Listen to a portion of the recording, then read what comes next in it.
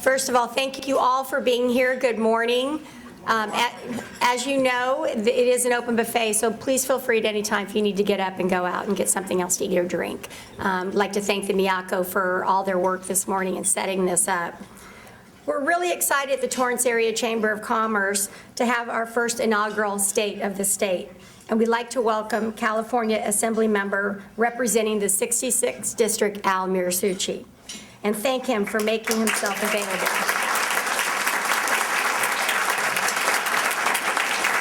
He's such an asset to the South Bay community, and we are so honored to have him with us this morning. With that being said, we'd also like to acknowledge all of our dignitaries here this morning. It's a long list, so I would ask you to hold your applause till the end. We have Torrance Mayor Pro Tem Pat Fury. Sorry, Pat. Torrance City Councilman Bill Sutherland. Torrance City Councilman Kurt Wiedemann. Torrance Treasurer Dana Cortez. Torrance Public Works Director Rob Bestie.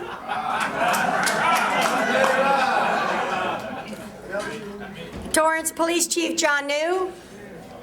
Torrance Information Technology Director Rick Shigaki. Sorry if I mispronounced that. Torrance Finance Director Eric Tao. Torrance Assistant to the City Manager Brian Sunshine. Torrance Management Associate Eleanor Barth Jones. Rolling Hills Estate City Council Member Britt Huff. Lomita City Councilman Mark Warnick. Former Mayor Rancho Palos Verdes Steve Wallowitz. Rob Catherman from the Water Replenishment District. City Clerk, City of Gardena, Nina Saminza. And from the offices of Senator Ted Lieu, David Leger. Assemblymember Muratsuchi's office, Miguel Cordova. Supervisor Don Canabi's office, Steve Napolitano. Recently elected Hermosa Beach School Board member Carlene Beste. And I'd now like to ask all former Torrance Area Chamber of Commerce former chairmen to please stand and be recognized.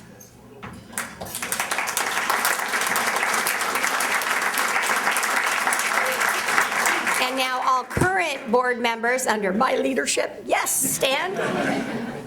Come on, don't be shy.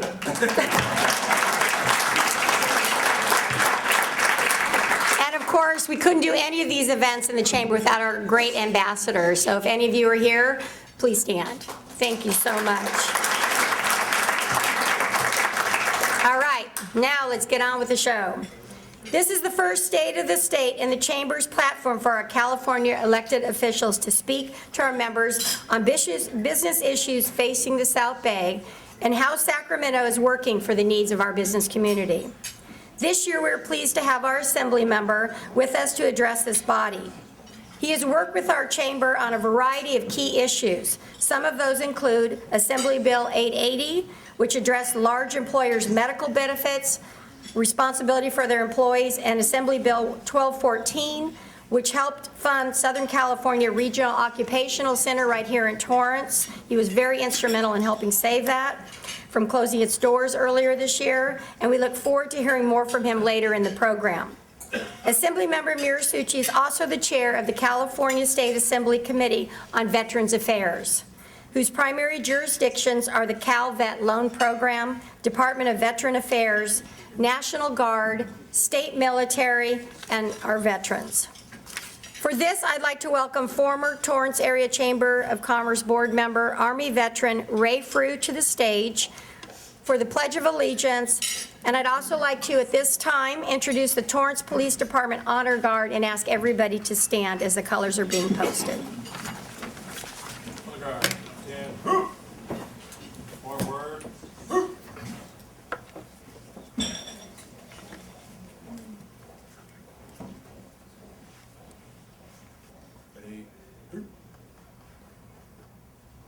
Ready. Pulse.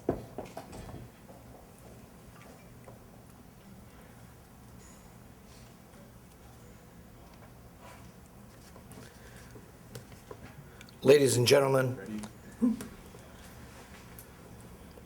In a time when it seems we Americans have never been so divided, so antagonistic toward one another's views, so challenged by our own beliefs, and so intolerant sometimes of the beliefs of others, at a time when so many in this country seem to have forgotten what has made America great, let us remember the men and women here today and those others not with us that are the men and women veterans that we honor. And let's remember their example of unity.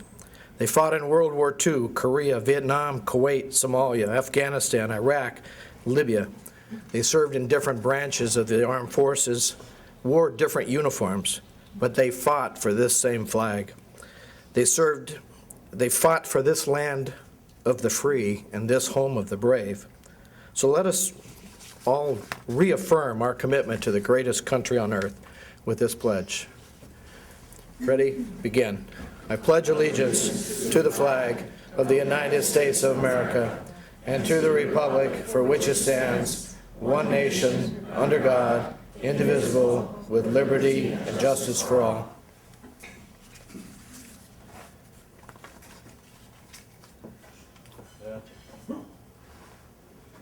Forward.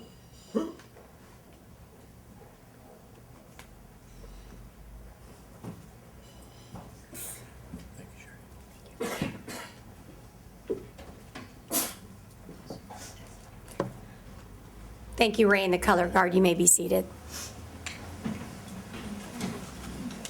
I'd now like to welcome to the stage Bill Oberhoser, former chairman of the board of the Torrance Area Chamber of Commerce and veteran himself, to the stage and introduce our keynote speaker.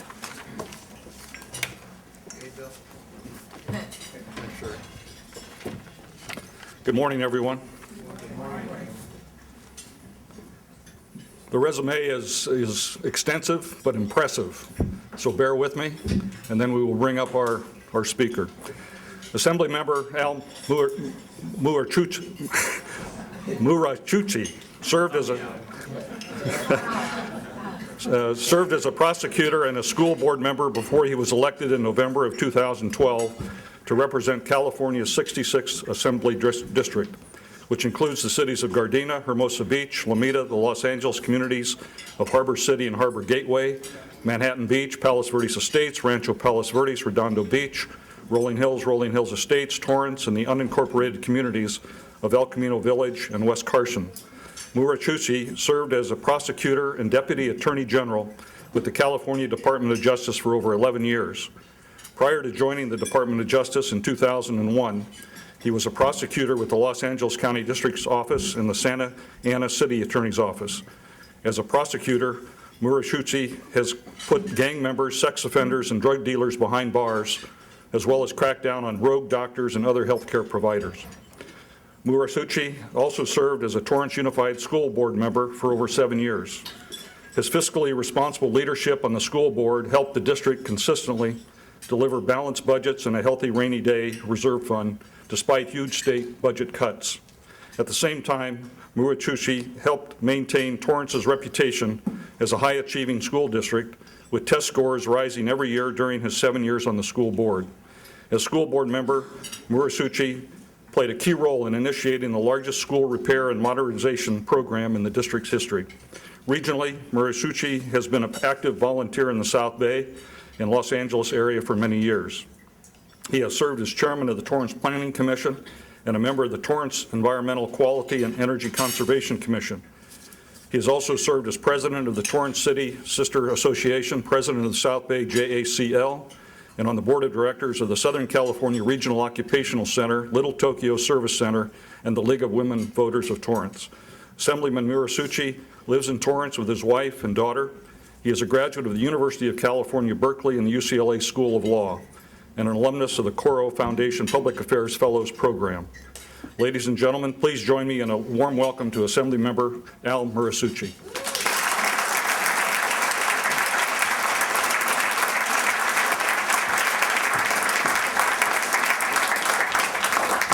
Good morning, Torrance. Good morning. Before I go any further, I would like to acknowledge, how many veterans do we have in the room? Can I ask all the veterans to stand? Yes.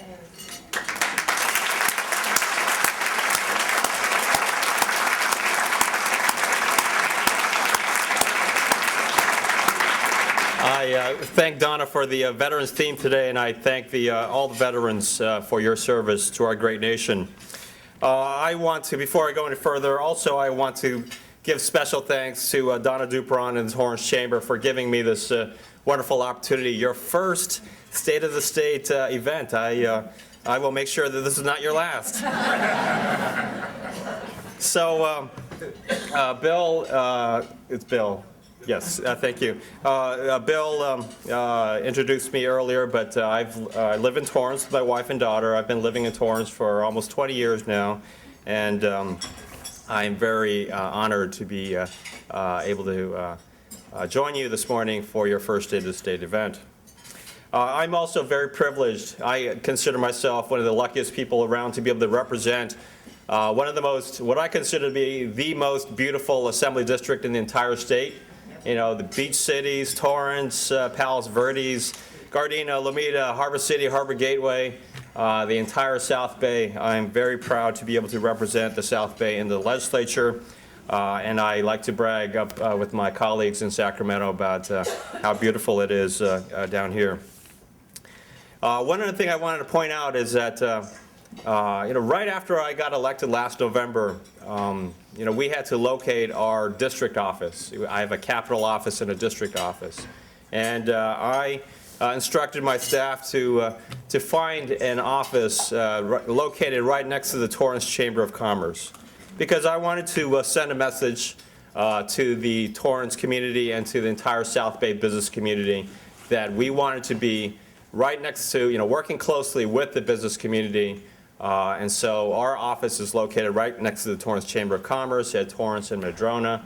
And again, I thank you very much for allowing me to join you here today.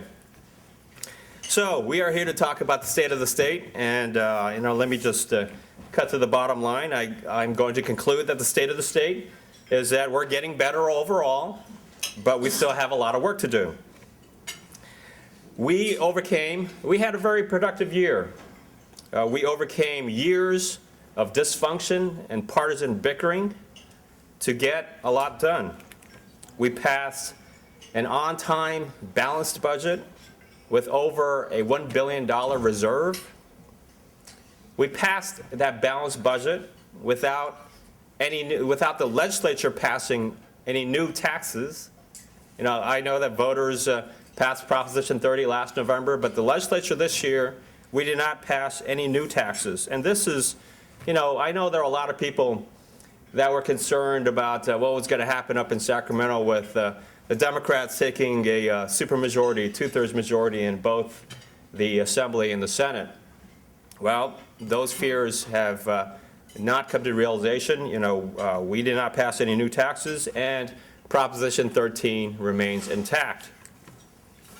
Moreover, the California Chamber, as many of you know, they keep track of what they call the job killer bills. There were 38 bills that the Cal Chamber identified as job killer bills this year, and 37 of them died in the legislature. Now, I know a lot of people talk about, the governor being supposedly the only adult in the room, and how he's like imposing some discipline in Sacramento. But again, I like to emphasize that 37 of the 38 Cal Chamber job killer bills died in the legislature. They were not vetoed by the governor. And so I think, this all goes to highlighting the importance, especially in this political reality that I'm working in now in Sacramento, of Democrats controlling a two-thirds majority in both houses, of the importance of pro-business members and especially pro-business Democrats. I count myself among them. I recognize that California has among the highest tax rates in the entire nation, that it can be very difficult to do business in California, and that we have a lot of work to do in order to improve the state's business climate.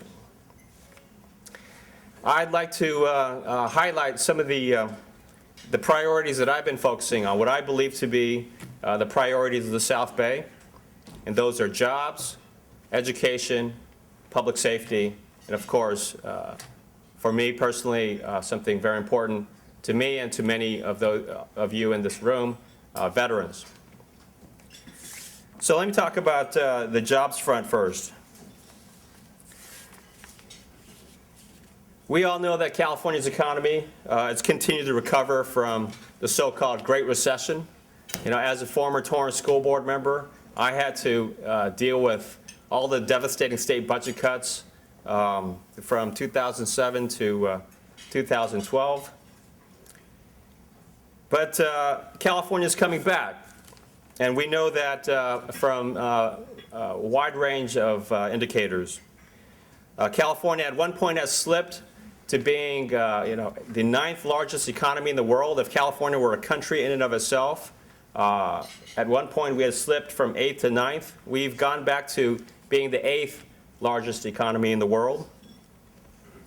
According to the State Employment Development Department, employers in California have been adding jobs for 25 months in a row, the longest job creation streak in the entire nation. A total of over 800,000 jobs created since 2010. We know that the unemployment rate has dropped from 10.6% last summer to 8.7% this summer. And while 8.7% we know is too high, we're headed in the right direction. For me, I've been focusing on the jobs front with the aerospace industry. I recognize that the South Bay was built on the back of the aerospace industry. I see my friends from Northrop Grumman here. And we're very proud to have companies like Northrop Grumman based in the South Bay. So shortly after I was elected to the Assembly, I requested and was appointed chair of a select committee in the State Assembly on the aerospace industry so that we can make the aerospace industry a priority, so that we can work on attracting and retaining the highly skilled, good-paying aerospace jobs that our communities were built on. Some of the work that I've been doing as the chair of the Select Committee on Aerospace, one of the first things that I did after taking office was that I had the pleasure of taking a tour of another very exciting company in the South Bay, a company called Space Exploration, or SpaceX. Now, SpaceX is getting in the business that up until now has been in the exclusive domain of NASA and the federal government, and that's private space exploration. SpaceX, with over 3,000 manufacturing jobs located right here in the South Bay, in the city of Hawthorne, they are building rocket ships to deliver cargo to the International Space Station. They are the first private company to successfully deliver cargo to the space station. And the dream of the founder of SpaceX, Elon Musk, is that all of us within our lifetimes will be buying a plane ticket out to space. If there's one man that I believe that he may be able to achieve that, it's Elon Musk. He's got a winning track record. It might sound pretty outrageous, but I know that there are others in the state like Virgin Galactic that are also putting this vision out there for all of us to be able to fly out to space within our lifetimes. But getting back to SpaceX, so I took a tour of their facility, and it's a great place. If any of you want to inspire, especially our students, to go into the STEM fields, the science, technology, engineering, and mathematics fields, take them on a tour to SpaceX, because it's not only do you see a young, diverse workforce, folks working on the manufacturing floor in T-shirts and jeans, and they have like this espresso lounge out at the beginning. It kind of has like this Silicon Valley vibe that I think Elon Musk brought from the Silicon Valley. But They are building rocket ships, and they're doing well.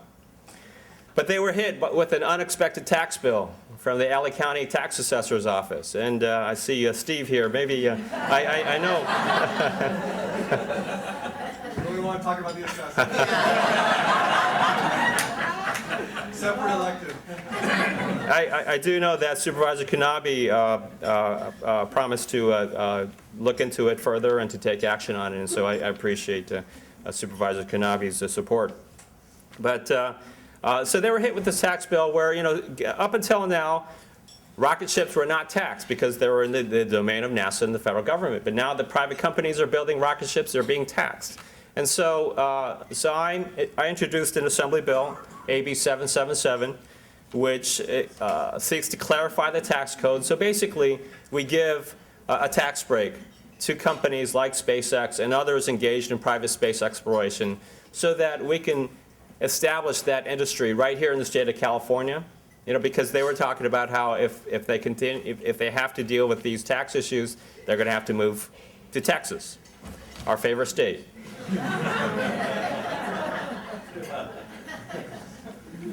So I introduced AB 777 to give that tax exemption to try to incubate these jobs in one of the most exciting areas of the aerospace industry, so that we can keep those jobs and grow those jobs right here in the state of California. Another area in aerospace that I've been working hard on in the last, especially in the last week, is trying to bring the manufacturing of the Boeing 777X jobs to Long Beach.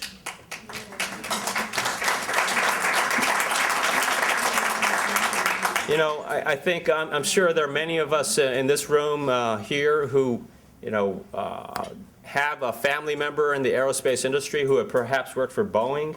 And so, we all know that there's been a lot of hand-wringing when Boeing announced that they were going to be, closing down their C-17 manufacturing operation in Long Beach. Well,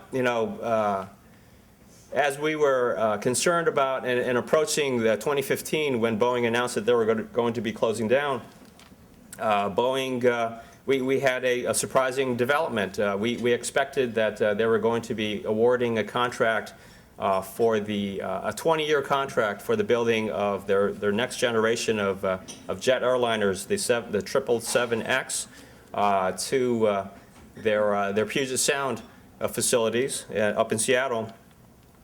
But their union rejected their last and best offer. And so Boeing has announced that they're putting all options back on the table. And so a lot of folks in the aerospace industry have been talking about how Long Beach is well positioned to bring those jobs for the manufacturing of 777X jet airliners to Long Beach, because three main reasons. One, we have the skilled and experienced workforce that has been building aircraft. Two, we have the facilities. It's hard to come by with these special facilities to build these aircraft, especially the very large fuselage that the 777X involves. And so we have those facilities opening up at the C-17 plant right around when they were planning on closing down shop. And then three, and this has a bigger impact for the rest of the South Bay, we have the large supplier network, of parts that again has been building for decades, manufacturing parts for these planes and these aircraft. And so we are very well positioned to bring those jobs. I've reached out to Boeing, been working with Boeing. I've been working with the governor's office to see if we can get back in a competitive position to make, hopefully, an offer to Boeing that they can't refuse.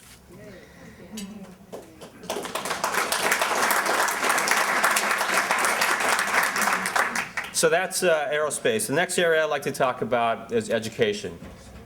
Now, as a former Torrance school board member, education is a special passion of mine. And for me, it's not just K through 12 education, but as a proud Cal Bear and UCLA Bruin. I'm very passionate also about reversing this long-term trend in declining state funding for our public higher education system. So, but let me get back to the K through 12 program, because again, as a former school board member, I know, firsthand not only all the tough cuts that we had to deal with here in Torrance, but all the South Bay districts. I know Carlene has been working with Carlene? Yeah, there we go. Has been working hard with the Hermosa Beach School District, but all the South Bay school districts have been hit hard in the past 5 years by devastating state budget cuts. And so, one of my main missions in going up to Sacramento was to fight to restore funding for our schools. Well, as soon as I get up there, the governor proposes the biggest, most radical revamping of the way schools are funded in decades. He calls it the local control funding formula, but it comes basically the premise of his proposal came at a disadvantage to South Bay school districts, because the basic premise was that he wanted to give more monies to districts that have the largest populations of low-income students and English language learner populations. Now, as a former school board member, I can appreciate the basic principle of what he's trying to accomplish. I can appreciate that there are students that have greater challenges and that they need greater resources. But at the same time, again, from personal experience, I know that our South Bay school districts, despite the perception of many of my colleagues, up in Sacramento, who think that everyone in the South Bay, our schools, being, affluent or at least middle class and having the resources, I knew firsthand that we, in fact, were what's called a low wealth school district, that we were getting less per dollars in per pupil spending than most other school districts. And so, this was, from the get-go, I had to cross party lines to fight the governor on this proposal. And I crossed party lines to fight for the South Bay. I fought against the governor because I knew, again, that this was not right. It was not that every student, regardless of where we lived, deserved our fair share of funding. I was also able to carry that message as a member of the Assembly Budget Committee and the Subcommittee on Education Funding. Myself, along with Senator Liu, I know that there's a representative from Senator Liu here, we fought hard to, at the very least, get a compromise agreement with the governor and the proponents of the local control funding formula, which, I should add, was also strongly supported by many Republicans, especially the Republicans that represent rural assembly districts, again, districts that have large populations of low-income and English language learner populations. So we were able to at least achieve a compromise after some pretty tough and bitter discussions, so that every school district throughout the state of California will at least receive more money than they received last year, and that going forward, all school districts will work toward getting back to the funding that they were receiving before the Great Recession. I was also happy to be able to restore funding not only through K through 12, but for higher education, the UCs, CSUs, community colleges, for the first time in 6 years. And I think, again, that's a reflection of the improving economic situation in the state, which, of course, directly translates into increased tax revenues, which translates into the availability of more funding for education. Finally, Sherry mentioned SCROC, the Southern California Regional Occupation Center. I also served on the SCROC board, and that was another unintended, I believe, unintended consequence of the governor's proposal, that it was basically going to result in the closing of SCROC's doors. And so, again, myself and Senator Liu We fought hard on that. We made sure that there was a provision in the budget bill so that SCROC will continue to have the funding necessary to keep its doors open. I should emphasize, though, that this solution that we're able to accomplish for SCROC is a temporary measure, and that it only guarantees their funding for the next 2 years. So in the meantime, myself and Senator Liu and others were working hard to make sure that we keep SCROC's doors open, because SCROC is such a wonderful program. It's a joint program of 6 South Bay school districts, from Manhattan Beach to Torrance to Palos Verdes, Redondo Beach, Inglewood, and what did I miss out? Well, I'll think about it later. So yeah, we need to make sure we want to keep SCROC open. A third area I'd like to focus on is public safety.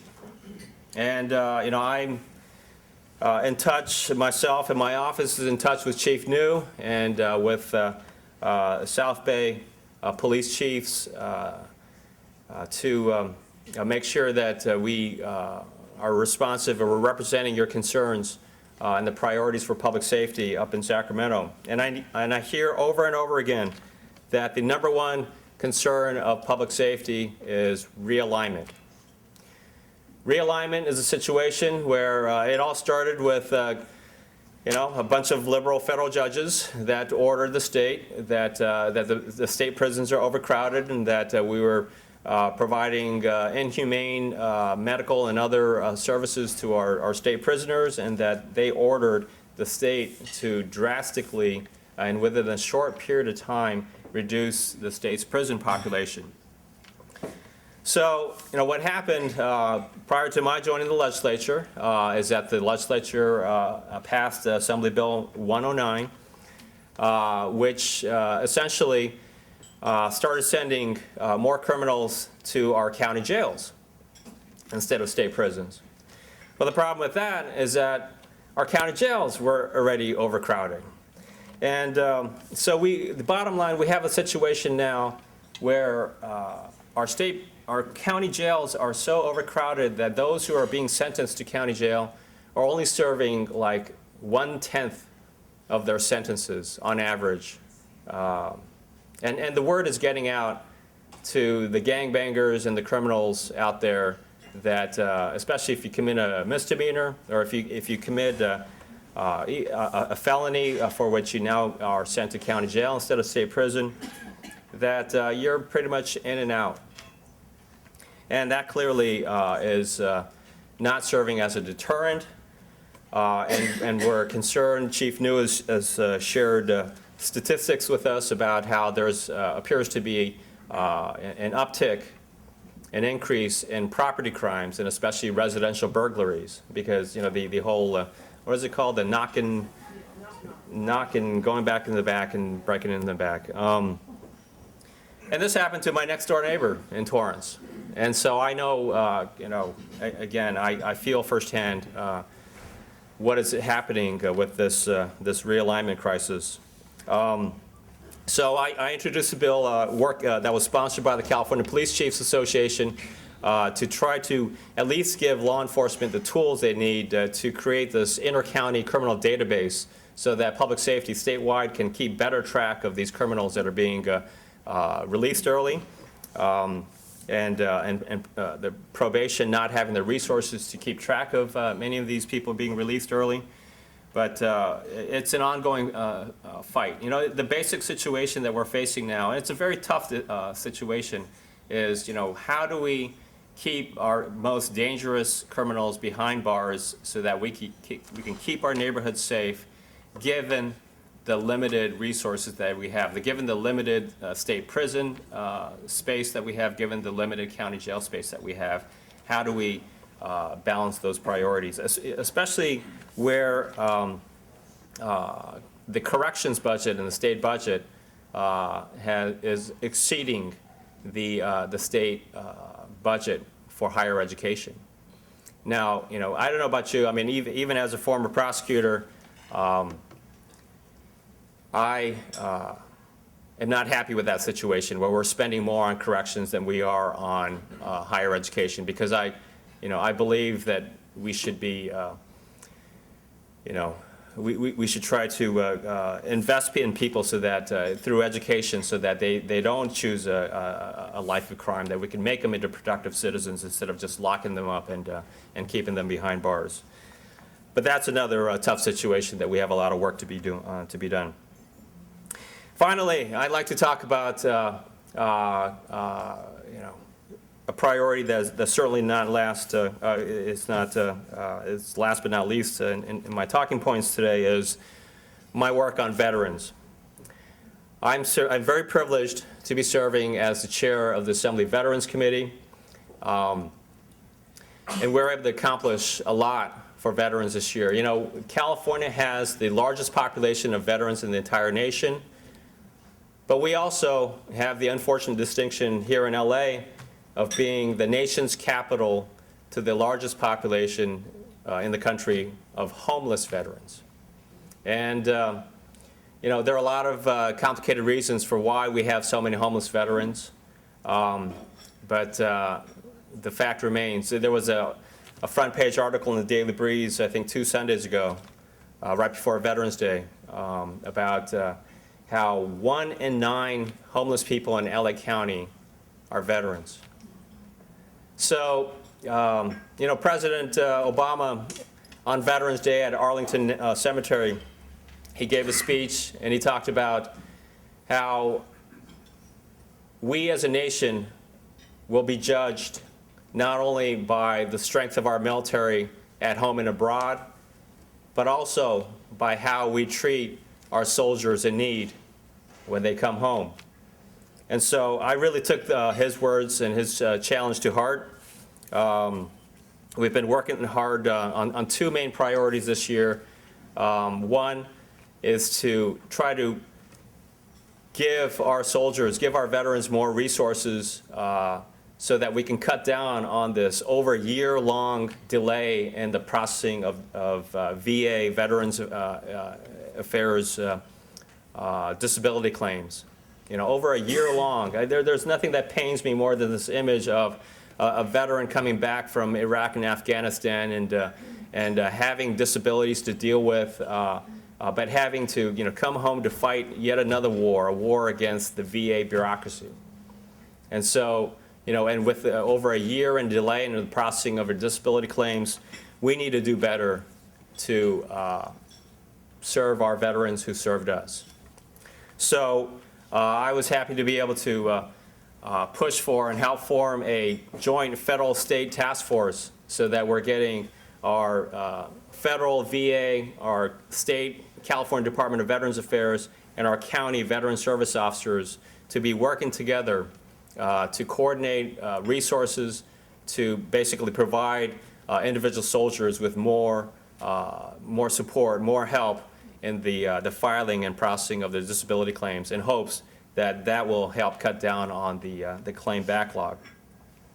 Another area that I was very happy to be part of was Assembly Bill 639, which I co-authored with Assembly Speaker John Perez, which seeks to repurpose $600 million to be allocated for of bond funds to be repurposed and reallocated for the building of affordable multifamily housing for veterans and their families, while at the same time bringing under the same roof multiple services that they need: job counseling, education counseling, mental health services, substance abuse services, all under one roof, again in hopes of making a dent in the situation of LA being the nation's capital of homeless veterans.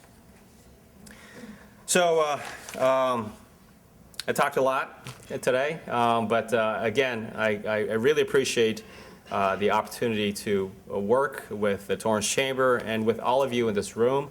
We're working hard to get California working again, but I look forward to working with each and every one of you to keep our great state moving forward. So thank you very much.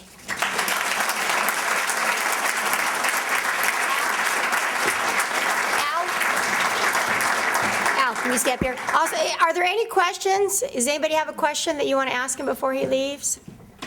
All right, great. We do have a little thank you for you. You don't get off yet. This is so in case you forget the shape of our state. Anyway, congratulations. Thank you very much. so much. All right, great. Thank you. All right, we're going to make Al stay up here as we acknowledge our sponsors because we could not do it without them. And then we'll do a photo, Donna, after? Okay. So I'd like to have a representative from each of our gracious sponsors. Toyota Motor Sales North America, ExxonMobil, Kaiser Permanente, South Bay Association of Realtors, Torrance Memorial Medical Center, All Yellow Taxi, Northrop Grumman, and of course our host, Miyako Hybrid Hotel. If you would come up here, we're going to take a quick picture, so. Oh, okay. No picture. All right. In our mind, we can see the picture. Also, Miguel, please pass on to your to Al's staff. You guys are so wonderful to work with, not only in Torrance but all throughout the South Bay, and it's been just wonderful having you guys here. And then before I end, I would like to just do a few last-minute thank yous. We'd like to thank Susie for her beautiful decoration balloon. She always helps us out. The staff here at Miyako Hybrid Hotel, thank you so much. CitiCABLE, back in the back, thank you so much for being here. And of course, the most important person, Donna Duperon and her incredible staff from the Chamber of Commerce. I do have one last question, Al. So that AB 777 and Boeing 77, was there a coincidence with that? Pure coincidence. All right, well, it was a good number. All right, well, thank you all. Have a great day and enjoy.